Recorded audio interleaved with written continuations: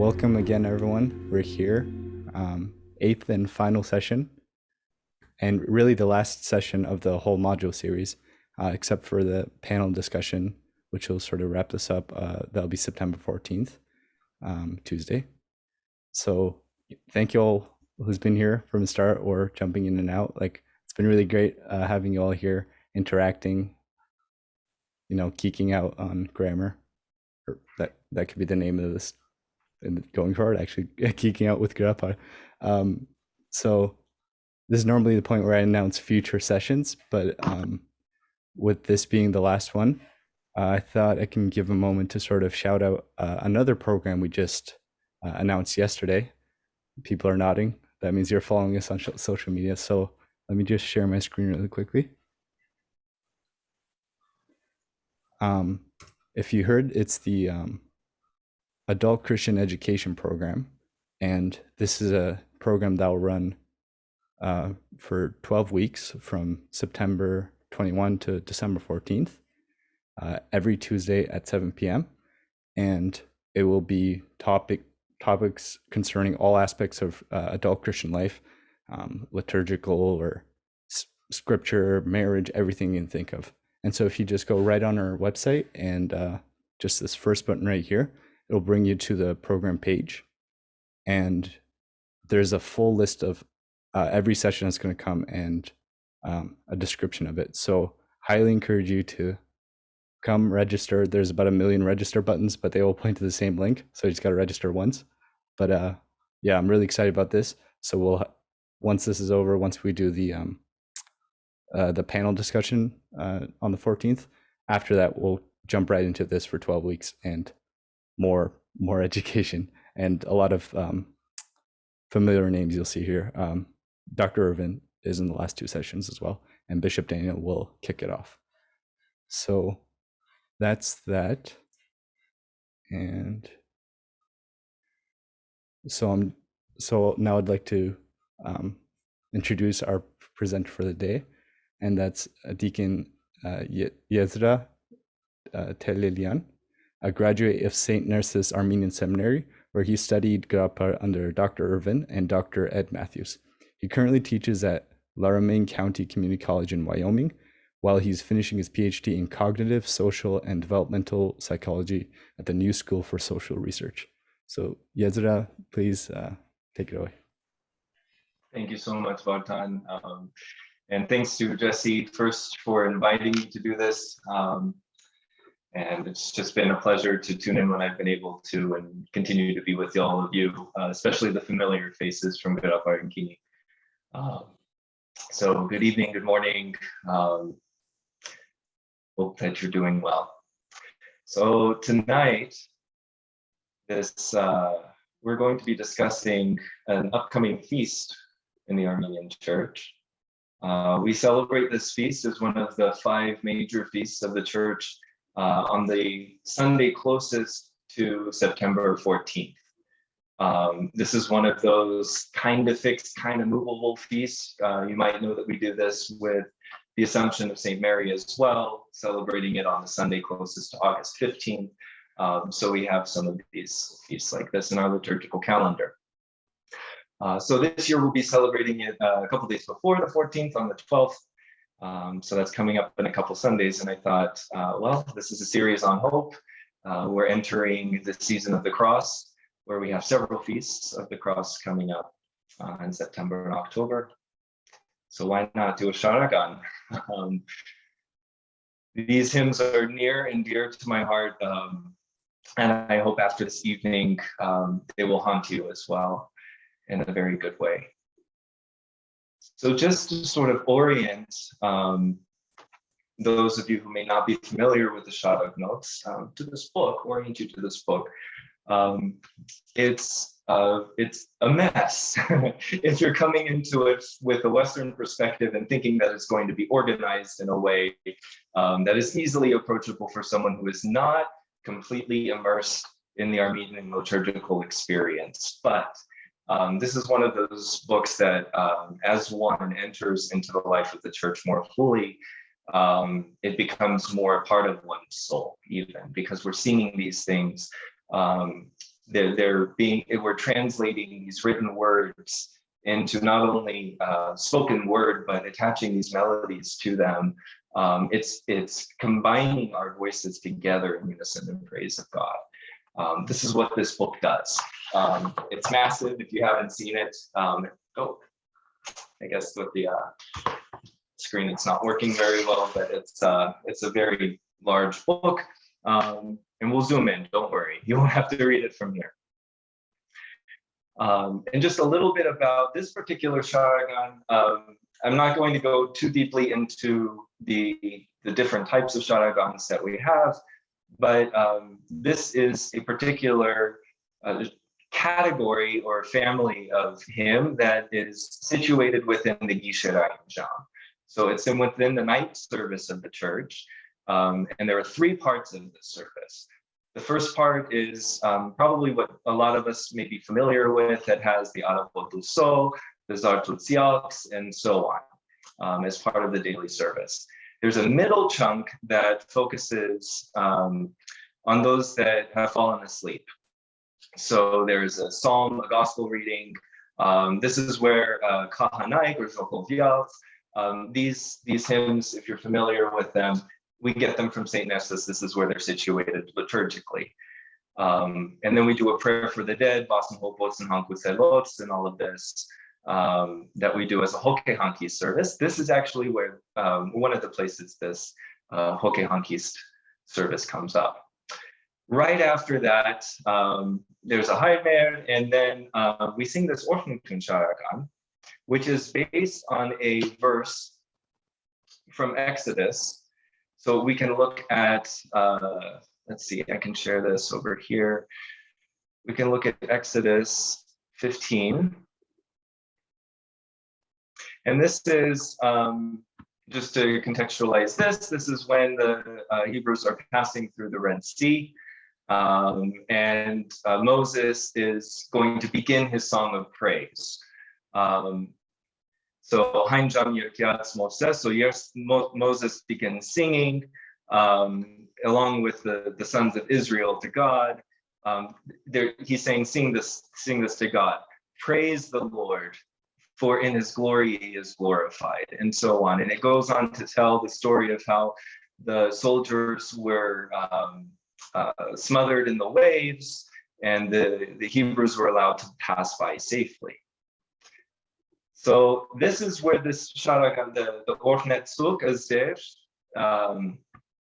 Ziparoke Paravorial.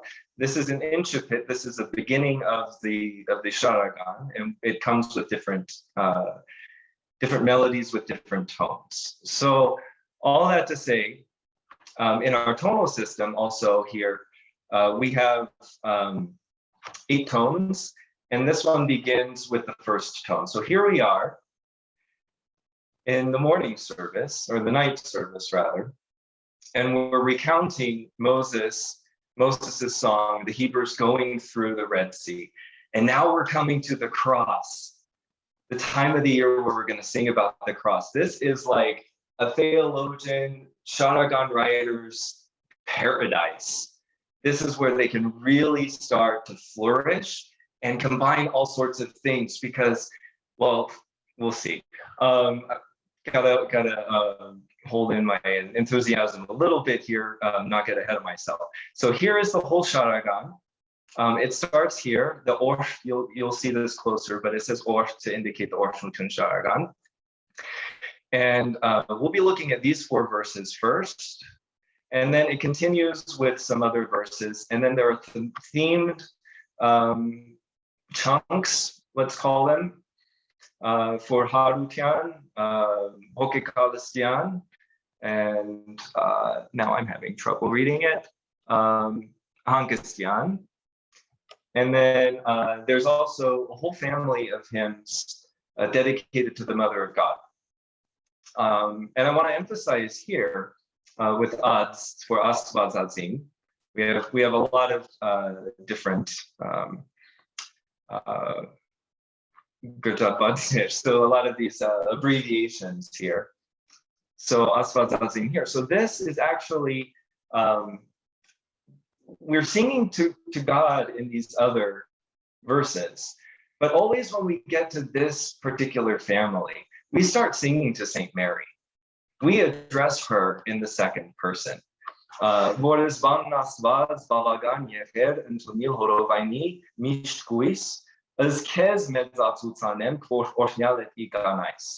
you were sufficient to receive in your womb the word of God. You did this. We're glorifying you. We're magnifying you. We're turning her words, the Magnificat, on its head, and we're magnifying her. And I just wanted to emphasize this, that we're asking for her intercessions in a very important place, in a very visceral way here. You did this. And then we get to these final two verses of any Sharagan, unless the Parkor and Aishmiyat Nisht are combined. What you'll see is in the penultimate verse, you'll have a Parkor that's sung with a particular melody specific to the tone, and then an Aishmiyat Nisht Avidyan Savidani Amen, also sung to the same tone. So we're going to be looking at these four verses here that begin the hymn. And usually what we do is, because the style of the hymn will change from a more melismatic, drawn out hymn to what we call chapavor, or a more metered hymn. What we usually do is sing one of these last verses. Sarkis, I'm looking at you. We sing one of these last verses from the chunk dedicated to Mary, and then we'll do Parkor, because it provides really this very nice shift into this chapavor, this more metered melody from the more melismatic. But Armenian hymn writers got even more creative with this and messed with the structure. So it's going to be one super melismatic, more melismatic than usual first verse. And then we're going to have these next three are going to be chapavor. You'll hear the shift. And then with Ararich Astvaz, this will continue to be in the chapavor, and then it slows down for the Musankam. I'm going to be playing for you the Agan Ensemble from Paris. So this is a very famous group that is dedicated to traditional Armenian chant in the traditional style. So Adam and Virginie Kerofian are the leaders of this, and he's been working for years with this ensemble that he's created. Really trying and sometimes even struggling to put this all back together. So here I will just back off and let you hear the Agan Ensemble with a translation of Bishop Daniel's juxtaposed here.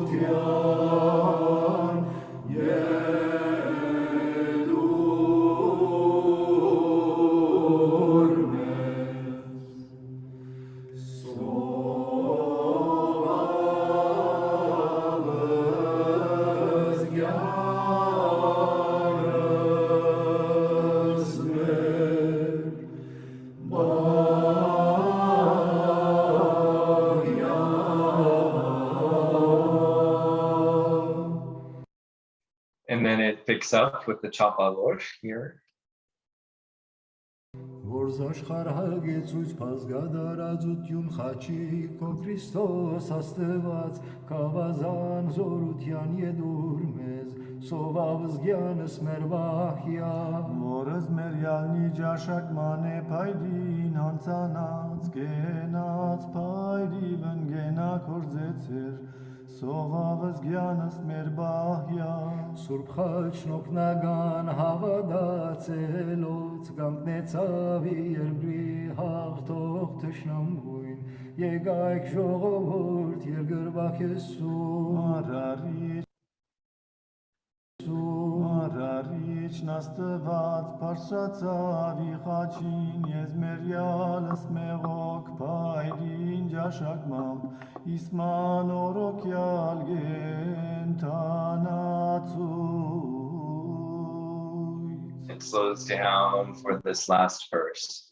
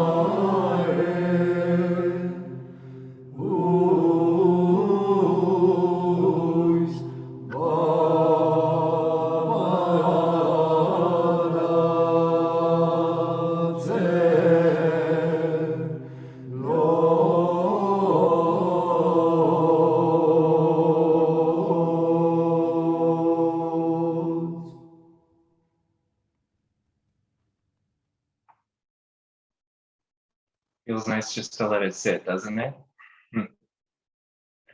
I don't know about you, but the power of monophonic music to me is this is an immense gift to us that and I think we've lost the tradition to the detriment of our souls, really. This stuff gets in me and it's so hard not to sing along with them. But I think that the power is evident, even if you don't understand what they're singing. There's something to this whole system of music that is very powerful. And anyway, we'll talk more about music maybe some other time. But let's get into the text itself. I want to sort of open it up now that I've contextualized the Sharagnon, where this appears within the liturgical calendar, where it appears within the liturgical cycle of hours as well. Right after this, we shift into singing Parki Partsuns, Glory to God in the highest, recounting Luke 2, just with a little interlude. The deacon gives the Purvar and then censes around the church.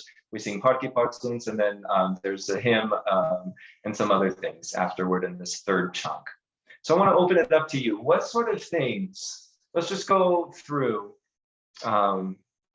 stanza by stanza or dun by dun. Each one of these sections is called a dun. What is it that stands out to you? It can be also within the text that you see to the left. We can talk about some of the chaz if you're interested.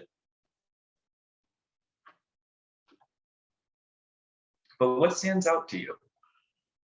I want to open it up. Maybe somebody can read it first. This first verse. Would somebody volunteer? I'll read if no one's going to volunteer. Okay, and would you prefer it like this or cleaner like this? I don't know. Either way is fine. I mean, the first way from the book, it's Vorzanarad Pazugas ko ichachin daradzetser Christos Astvaz yev nishan hachtutyan yedur mez sovav zgyanas mer bahya. So first thing to note are these vors. There are a lot of vors and isors in the Sharagnots. That might have been a bad joke, forgive me, but the vor really refers to a person. It can be, oh, you who did such and such. That's its function here. Oh, you who did such and such. So, oh, Christ God being the person to whom we're speaking right here, Christos Astavads, right? So we're talking to somebody whenever we say vor. We're talking about somebody and to somebody when we say vor.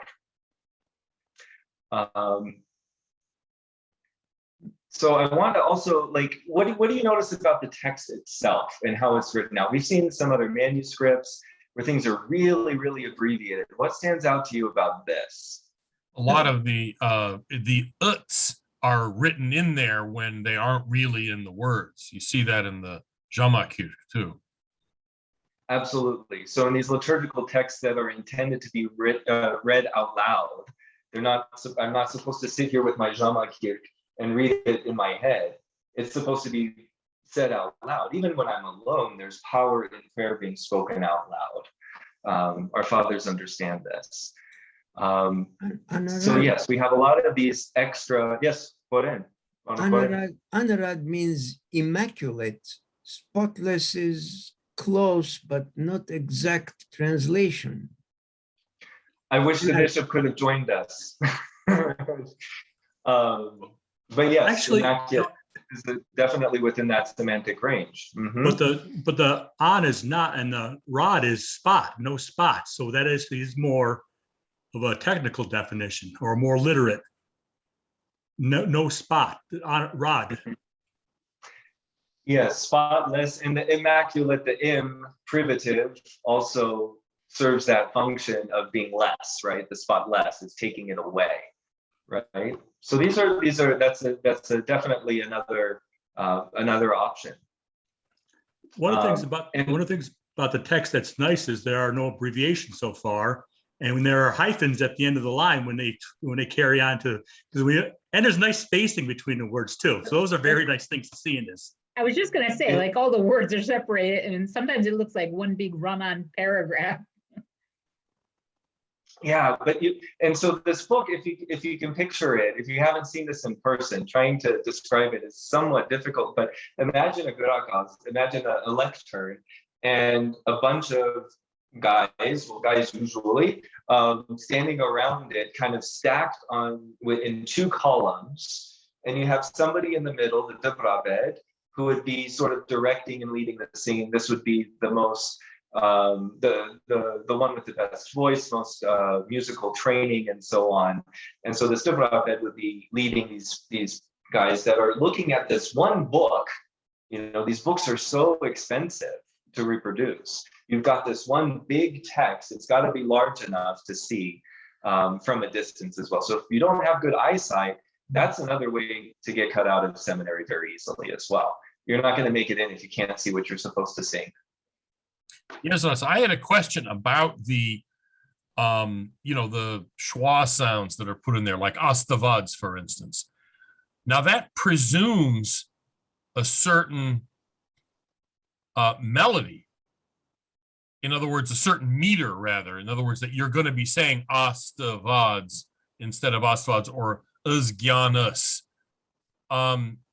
So was the melody for this already set when they would have written this out like this? You see what I mean? In other words, because weren't some of these things had different melodies, you can kind of tell in some sense because the melody breaks up the words or the sentences in odd ways. I mean, I've noticed that in some other things. Whereas here, the uzgyanas and the astavads kind of assumes a certain meter. You see what I mean? Absolutely, and in many cases, this is actually the intent of adding that extra syllable. That's the ultimate function. You're adding a syllable to make up for something that when it needs to conform to a certain meter. If you think of these more, these are flexible systems of music. So you might have more syllables in this first clause, and then if we count them all for that might be a different number of syllables. I'm not sure. I don't need to count, but I can sing them based on what's here. And it's a similar melody. So I'm singing it very quickly. Or I can sing it like this, right?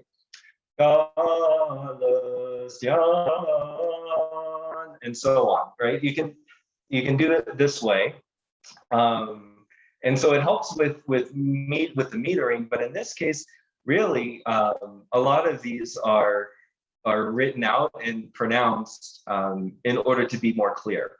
So you see Astavads, Nishan, just to make sure that it's clear that these letters are being enunciated. Gyanis, not as Gyansmesh, or we're not gonna shorten anything. If anything, we're drawing it out. Let's see, where else does it? Astavads again. So most of the time when you see Astavads, it's written out as Astavads. But it's actually spelled differently. I mean, the Astvads, because they got rid of the vo altogether. In other words, they put a tune instead of a vohun, which I actually hadn't really thought about before. So in my eyes, so used to it, I don't see it anymore. Right. You're right. Yeah, Matt. So adding that letter in there, changing I don't know my Armenian letter name, so it's changing from the O to the U. That's after the hewn, the W shifted from a W to a V. When did that take place? Because if this was written a long time ago, it would have been the OW, and it would have been pronounced differently. It would not have been pronounced. It would have been Vol and Hewn. So it would have been this letter and Astawads instead of the ut here, right? And pronounced Astawads. So it'd just be Astvads. The U, when it comes, so this diphthong is usually U, or the U. Let's see if we can find it. Some pazu. This is usually U as a diphthong, these two letters together. But when it occurs in front of a vowel, it becomes a V. And I'll show you, let's see. No, but Matt's question is originally when the spelling was established. It was ow. Yeah, it would have been oo, it would have been astuwads, just the way the rat is actually an L. They didn't say Lukas in the 5th century, they said Lukas, and it changed over the centuries. So this may have been so somewhere with that pronunciation of the hewn changed from a W to a V sometimes. And then so this was printed after that. So sometimes this Sharagon may have been written differently. Mm-hmm. Yeah, and we also know certain changes in Greek too. Some letters, instead of ao, it's of, right? This instead of oi, it's e. It's just simplified to e. And the tendency in languages is to simplify, to have more open vowels and not to complicate things. I mean, you're pointing to the Mesrovian pronunciation. This is what you're worried when we kind of shift, which is a much larger discussion, and I am not qualified for that whatsoever, to be frank. But the Sharagon could have been written in the Middle Ages, obvious. In other words, when the vohun had already turned into a V sound. You see what I mean? Yes, and so the spelling stays the same throughout, even if the pronunciation changes. So the spelling has only changed here because it's in the Sharagnots, because of that context. It's not because of anything in the language. It's not reflecting any sort of pronunciation shift. Does that make sense? Well, the shift already happens, and now it's the spelling is reflecting the shift with the little. No, the spelling is independent of the shift, is what I'm trying to say. The spelling also happens. It was there before as well. No, but what he's saying, I think, is the hewn originally was a U, basically, because Wohun is OU in a sense. I, And like in German, it turns into a V sound, right? I mean, the W becomes a V. And so what he's saying is that the Hun now we just use as a V sound. But sometimes. yeah, but it wouldn't have been under Mesro. But I mean, this would have been written centuries after the alphabet was invented. Yeah, and you'll see down here, further down, found an example of where the Hun shows up. So this is Paidivan, but instead of, there's also the option of reading it Paidyuvan, right? So in order to make it, or Paidyun, really. Yeah. Paidyun. So this Ini Hun, or this little chaz up above it actually kind of indicates a sort of B sound. This will show up above this combination oftentimes in order to clarify that. Too bad there isn't another, looking for another example of that. Well, for instance, we say Ahotyuk somewhere when really, honestly, it's Ahotivk is what it should be. I mean, because it's Ahot Ahot Knerov is how you would say it in modern Armenian. Yeah, there would be a debate about that, I'm sure. I know. Elisa, did you have a question? I do, yes. I guess I'm curious as before we all pull out our crystal balls and try to read the minds of why these things were done. Who is the audience? As you mentioned, printing is expensive. Not everyone is literate. Not everyone's going to get a book. So is this meant for monastic use to teach the music, or monastic use to teach reading and pronunciation? So is that why the printings are the way they are? It's printed the way it is for ease of singing. So it's laying it all out there, because when you're trying to sing with other people, we shouldn't be thinking, is it pazuks or is it pazugas? And you'll see this especially, it's especially important if an us or an un occurs just before a vowel, because then you need to know whether you're going to engage with if you're just going to have what is liaison. So the last consonant, just you lose the ut before it and it goes right into the vowel. So that's another case that we have to be careful of. And is this coming from, was this an attempt to standardize a tradition? Because, so I'm reminded of modern day opera. So I studied French. I can understand French, but I go and see an opera in French, and boy, there are an awful lot more syllables than there are in the spoken word. So is the purpose of this to, like, okay, guys, this is how we all should do it. This is how, not just within a monastery or within a group of gentlemen singing, but like across churches? Was it an attempt at standardization, or like who said, this is how we're going to do it? Let's start printing it this way and go to town. That is, so that's a much, much larger conversation than Գրաբար in the Sharagnots for today. What I will say is that there are multiple traditions of the Sharagnots. The printing itself, various printing locations, printing presses had their own agendas when they were printing, even down to the types of fonts that they would use.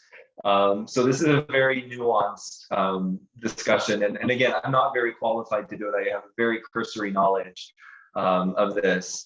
But somebody like Aram Keropian or Haigo Tijan would be more appropriately equipped to answer this sort of a thing, to talk about the history and the development of this book and what happened when it started to be printed. But of course, with any printing, printing is inherently a standardizing factor, right? It's a standardizing element just by virtue of being able to produce these things in the same way. So in so many of them.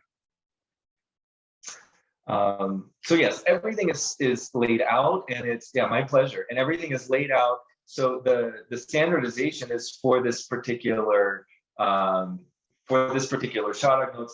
How these phrases were interpreted may have been differently interpreted from monastery to monastery or from church to church. There's also I don't know if this is going to show now. It's not going to show, but there's also a Nimonjian version of the notation, which it's very, very simplified, and even the notes that Oren Mechanedian has renotated from the 3-volume Sharagnots follows a different melody because it's following more of a Jerusalem style. So it's going to vary by as a function of the center, the nearest center, most likely. Okay, so the other thing I wanted to show you is when we've got this all laid out, I've done a little color coding here. This is kind of how I see it, both in terms of relating the translation to the original, but also looking at the various ways in which there are parallels between verses, between these various tune. So vor, it's starting off with vor, each of them. And then you have Zanarat Bazugas, right? Which is in which case? Anybody? Accusative? Exactly. In the accusative case, so something is being done. It's the direct object of a verb. Somebody is doing something to this thing. So the spotless arms are in the accusative case. And we also see this show up, the accusative, as we go down. So that's why I put that in the same color. You can see how it transfers all the way down. So vor, and then you've got immediately this accusative, right? And then things kind of shift a little bit, but you still have the same elements here. You've got the person to whom we're speaking, Christos Astavads, okay? And then you've got the verb, okay? So daraz etzer means what? What do we use that for? The daradzel. Usually. What's the question? To distribute, to spread, right? Daradzel, yes, to distribute is to spread apart. Not to spread apart, but to spread out, right? So he's spreading apart, he's spreading out, but it's also got, we think of daradzel usually with ser as well, with seed, right? This is what you're doing so what I'd like you to do, and feel free to chime in wherever you see some connection with scripture. What sort of words remind you of what in scripture? Okay. Is this your Red Sea reference? Spreading of the Red Sea? There might be, yes. Spreading apart the Red Sea, spreading apart Jesus's arms. Absolutely. Absolutely. You have chach in each of them, more or less, or some version. This last one, you have the wood of life. So in these teal, let's call it, we've got different names for the cross. So Nishan Haftutian. So what does that mean? Nishan Sign of triumph. Sign of victory. Sign of triumph. Yeah, I know it's there. Thank you, Bishop Daniel. But oftentimes we use Nishan just to mean cross. That is the sign. The cross is the sign. Right? I mean, that's what, in hoc signo, I mean, that's the signal is Nishan. Absolutely. And then I love this. We've got another verb in here. So what did you do? You spread apart. Okay, we've got the Red Sea reference there for sure. And then we have another, you did something. Yedur. Yedur. Yedur. Whom? Yes. Give us. Yes. No, gave us, gave. Because the You is the past tense. gave us. And I just want to let that sit for a second. We're talking to God. You, second person, singular, you, familiar, you gave this to us. Just pause for a second and appreciate the personal aspect of this relationship. This is what Jesus did for us, but you did this for us. There's no separation. We're all in this together. So just you gave us, and this continues. Yedur mes, again, we're going to repeat it again. What did you give this time? Which means? The staff of power or scepter, I mean. Yeah, this is another one. I wish the bishop were here to defend himself. But maybe he'll watch the recording and I'll get a call. Because kavazan we think of as the bishop's crook, the bishop's staff. Yep, absolutely. And where do we get this idea of a staff also? Where else do we see a staff? Oh, Moses. Moses. What did he do with his staff? Stuck it in the water. And or maybe I should say, what did God do through Moses' staff?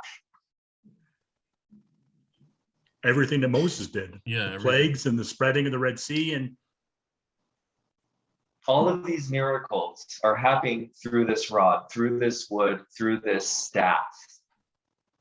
Okay? It's giving life. We're passing through the Red Sea, passing through the sea. Does that remind you of anything, going into water and coming out of water? baptism.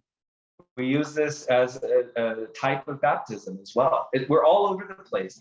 This is how Armenians do exegesis.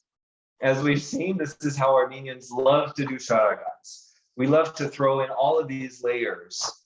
Gavazan, well, what does Gavazan make me think of?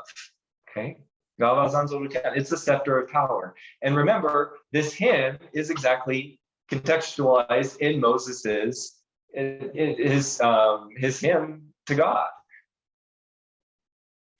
So can I add something?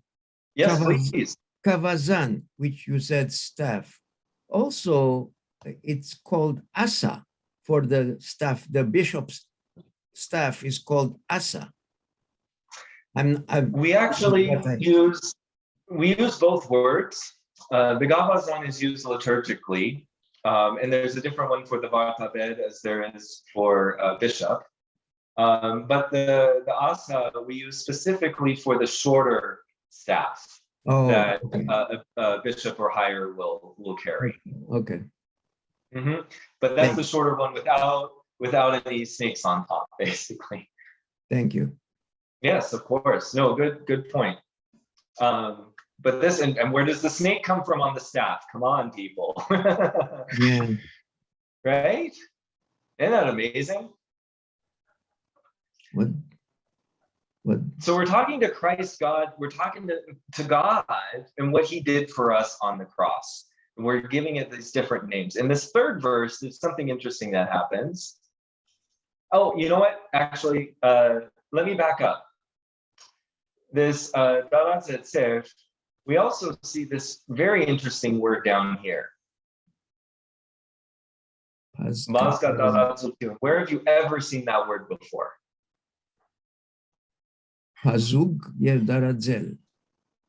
Yeah, we sort of saw it right up here. Mazugas and Daradzel. But what the hymn writer has done is combine these into one massive compound word. So the unfolding of the arms itself becomes such an important thing that we need to make a word out of it. It's not enough just to talk about you spreading apart your arms, Jesus. We have to talk about the spreading of your arms, right? It's got a different power to it, I think. And then this last one, where we get to Genats by Divan, we have the wood of life, and where we also see another parallel in here. Anybody catch that? by Well, divine. this is actually a very curious thing, Mhm. because in terms of the book of Genesis, there's the tree of life, and it's specifically the word tree, whereas here it's wood.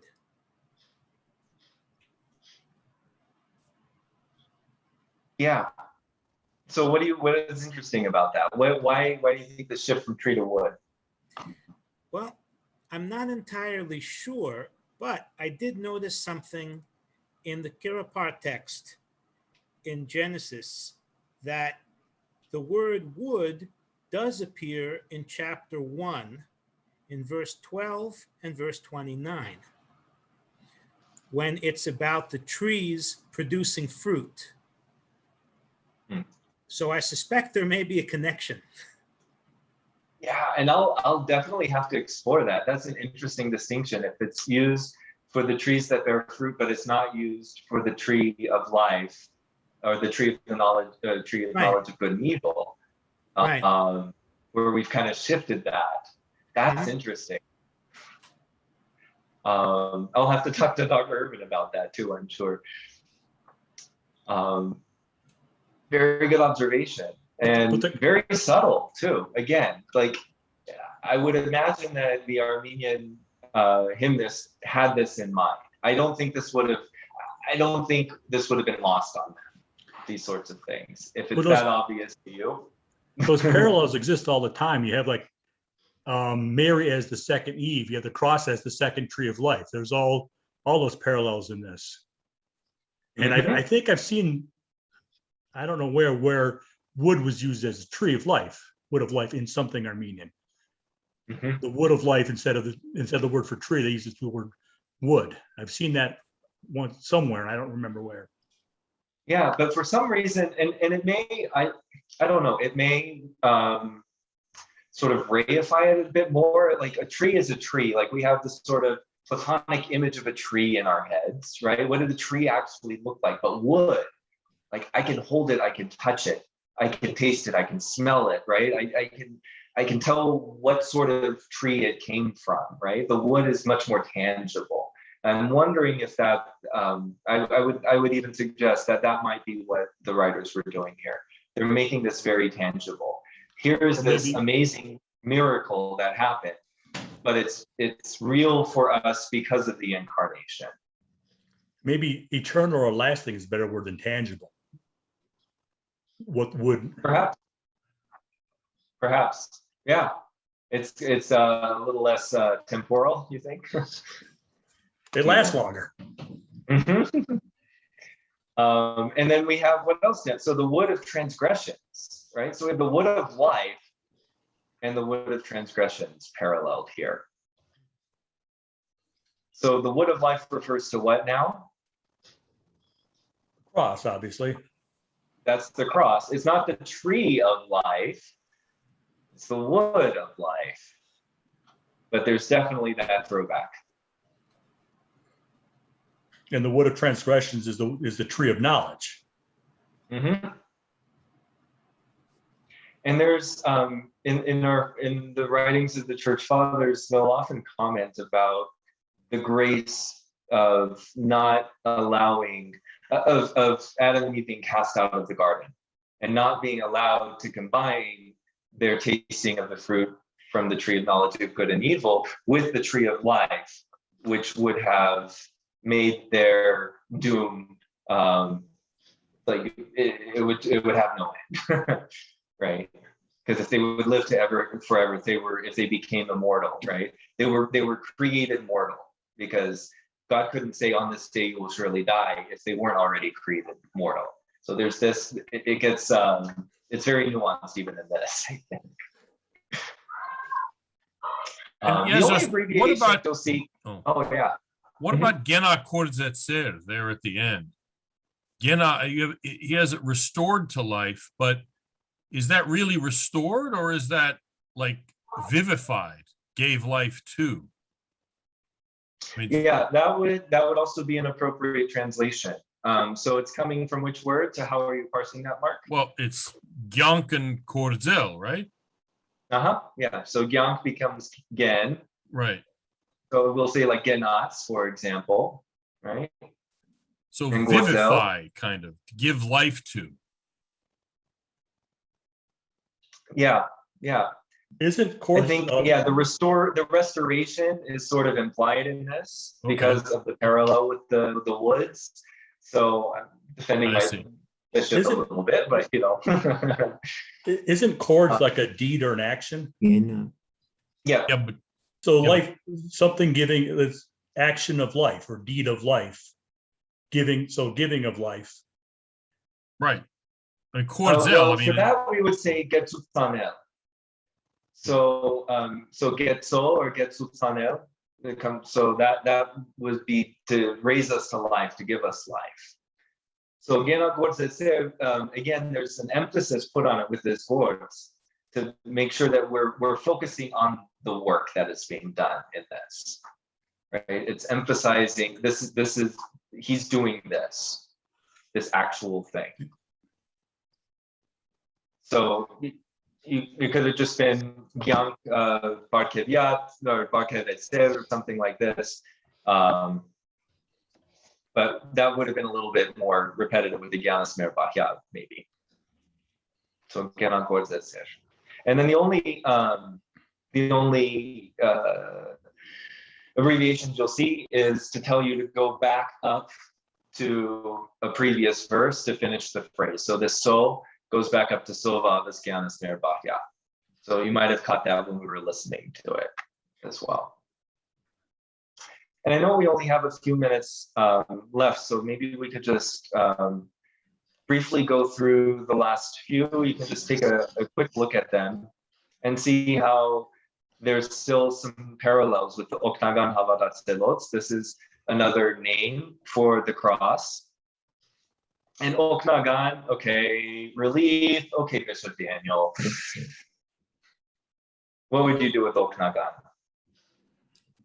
Helper. assistant, helper, Yeah. Assistant, helper, yeah. Mm-hmm. the help, the aid of the faithful, kind of. I don't know. That's. Yep. I mean, I And can't. that kind of, Yeah, I'm not going to yeah, and second it's guess unclear whether Sirpazan, this but is still dative or genitive, right? Could be relief for the faithful, the relief of the faithful. It's going to be the same with the ots plural ending. Gankniav. So again, we've got Gankniav, Barsvatsav, and Yerevi Yevlusavore. So now we've switched into the third person. Notice this. So from this fourth verse on, and then we would have the parkour here in the Ajmer Nish. This last one is really slowed down, so it's got a very different structure, right? We save, so we have Oktagan Havadat Selot, Gankniav, Barsvatsav, and then what's different between the Gankniav, Barsvatsav? Actually, no, let's look at what's happening here. This is huge. Now we're telling a story. The cross was erected. Oops. And then what happened in verse 2? I was lifted onto the cross. I mean, God the Creator is lifted onto the cross. So you have the earth. This is so backwards, right? You have the earth, and then the cross, and then God on the cross. Well, God created the earth, so how is God dying? How is this all happening, right? This amazing mystery. So God the Creator is lifted onto the cross. We want to emphasize this. And so Barsvatsav, also where else do you hear a lifting up onto some piece of wood? Jesus himself mentions this.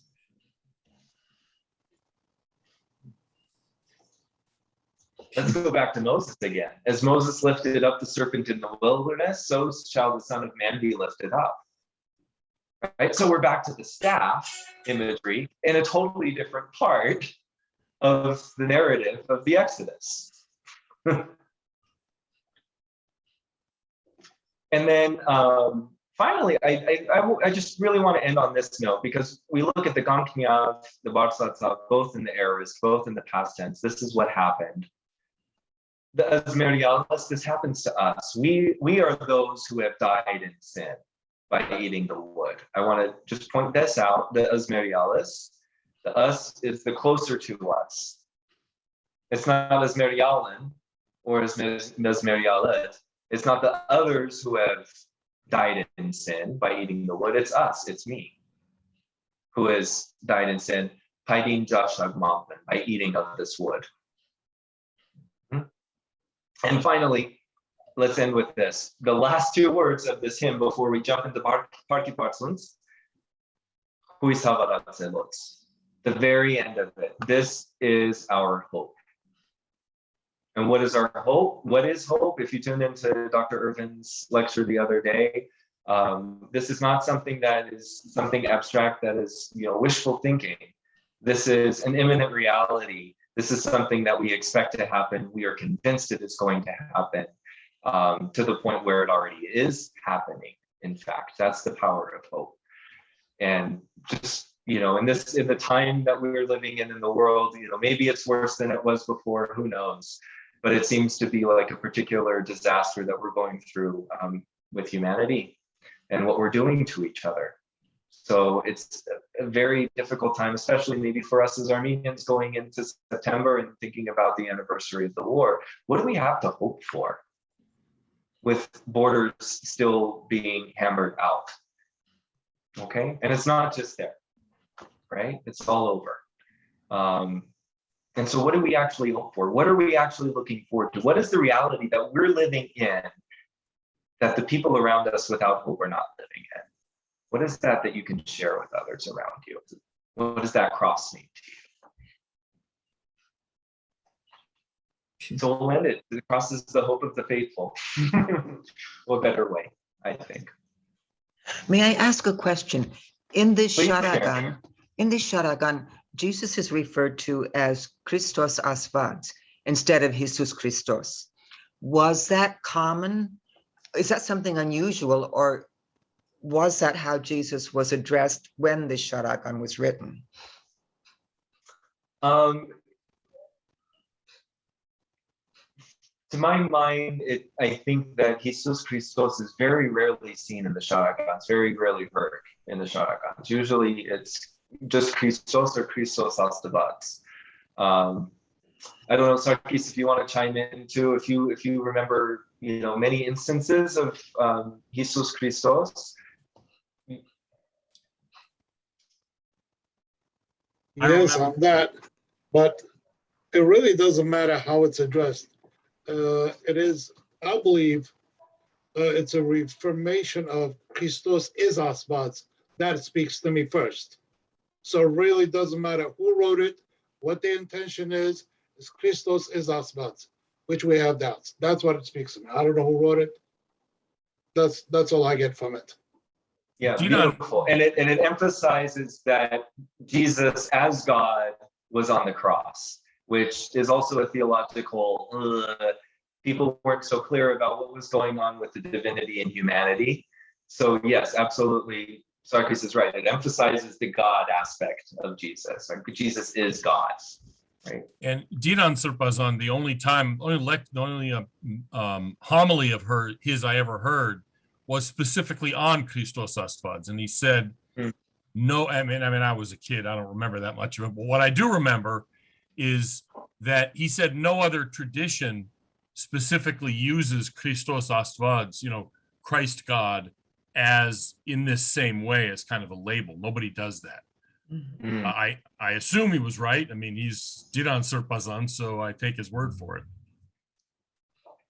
Yeah, in other traditions, they'll usually insert a possessive form in there. So it's Christ our God, right? Yeah. Which is slightly different than Christ God. Mm-hmm.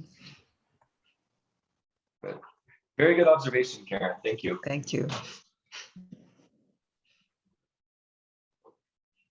Any other things that are burning that you noticed? Other connections? Armenian lower connections. I have a question from the maybe theological or meaning standpoint of the text. So I'm following the juxtaposition that's being made, like between the old maybe mythic forms of power, so like the scepter and the power that gave Moses, and then replaced by the symbolic or real historic image of the cross and the resurrection. So my question is, so that's like two forms of power that were shown, or empowerment. What is the writer of this hymn? What did he experience? What power did he experience that made him write this, or that we're supposed to relate to on a day-to-day basis? If that made any sense. I think it did. First, let's not forget the sorcerers that were in Pharaoh's court as well. So as you were talking about this, I'm like immediately reminded of this sort of dance that they have to do. Like, well, okay, Moses can do that, but we can do it too. This kind of an attitude, right? And this shows up also in Acts. Anyway, but there's this sort of like the struggle between, okay, the sorcerer that has fake power, let's say, it's physical power that has been, it's not something metaphysical, right? Versus this other metaphysical power in which we believe that is causing this thing to happen. And I think that, I can't speak for the Sharagnon writer, of course, but I think that we could imagine what it's like when one finally feels the true grace of God versus a more packaged version of theology that doesn't give that same access to that grace. When we think that we've figured it out, and then it's this sort of Pauline almost, going from grace to grace, where we have maybe a sense that is more of a physical, physiological. I'm a psychologist, so I go here. So the more physiological aspect of our psychology versus the more metaphysical or more mystical aspect of who we are. And once we feel the power of that true mystical experience of God's presence, of Jesus's presence, what we experienced before just seems like sorcery, like mesmerism. It becomes a huis. Yeah, and it gives me even more hope for that matter. Like, okay, well, if this is what God has done for me so far, let's look at what we have to look forward to. And that's a big point of the Sharagnon as well. We'll talk about it constantly in Bishop Daniel, who used to talk about it in his sacramental theology class, this notion of ansud panith. This through your word that cannot be false, basically, through your truthful word. You said you would do this, now we're telling you do this. You said you would do it, so now do it. And then all throughout the Sharagnon, we're seeing what you did. Look, you did this. You did this, you did this, you did this. So what do we have to worry about? This is what God did for us. What do we have to worry about?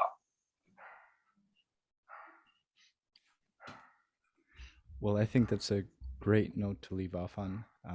Ezras, thank you so much for this really enlightening discussion and presentation. And thank you everyone who has been here this whole time. This is the final session, and what a really great way to end it off.